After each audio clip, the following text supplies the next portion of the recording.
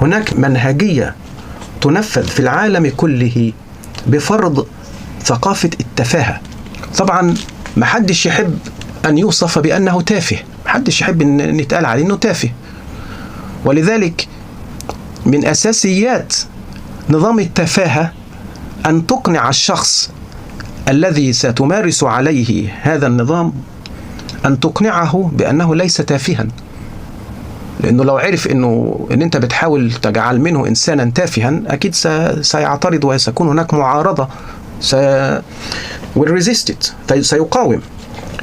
ولكن الفكرة هي أن تقنعه أنه مثقف، وأنه ليس تافها وليس جاهلا، لا ده مثقف.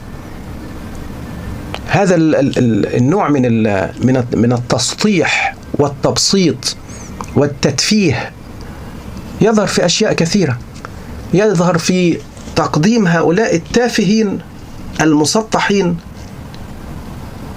إلى الواجهة الثقافية ليتصدروا المشهد الثقافي. فإذا كان المتصدرون للمشهد الثقافي على سطحية كبيرة وبلا ثقافة أصلا، فماذا يكون حال من يستمع إليهم؟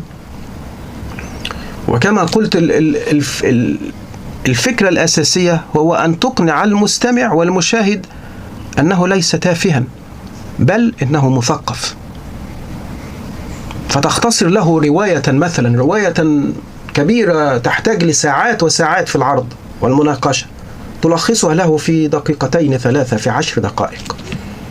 هو كده ليس في حاجة إلى القراءة. تقنع هذا الشخص بأن يشاهد فيلما مبنيا على رواية مشهورة.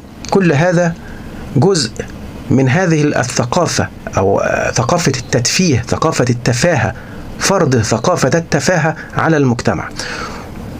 ولذلك نرى أن هذه الثقافة التافهة المفروضة على المجتمع يظهر أثرها جيلا بعد جيل، فنرى أن الأجيال يزداد تسطيحها الثقافي جيلا بعد جيل، تزداد تفاهة، كل جيل يزداد تفاهة عن الجيل السابق عليه، كل جيل.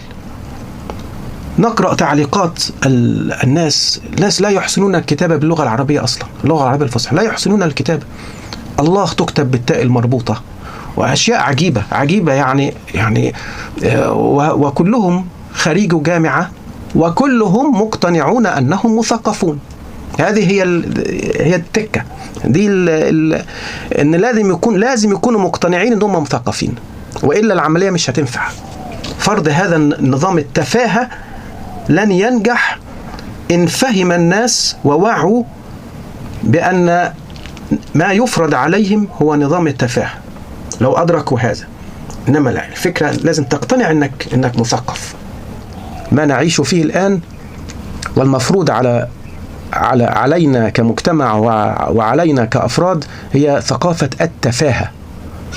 المطلوب أن تكون تافها وفي نفس الوقت تظن أنك مثقف.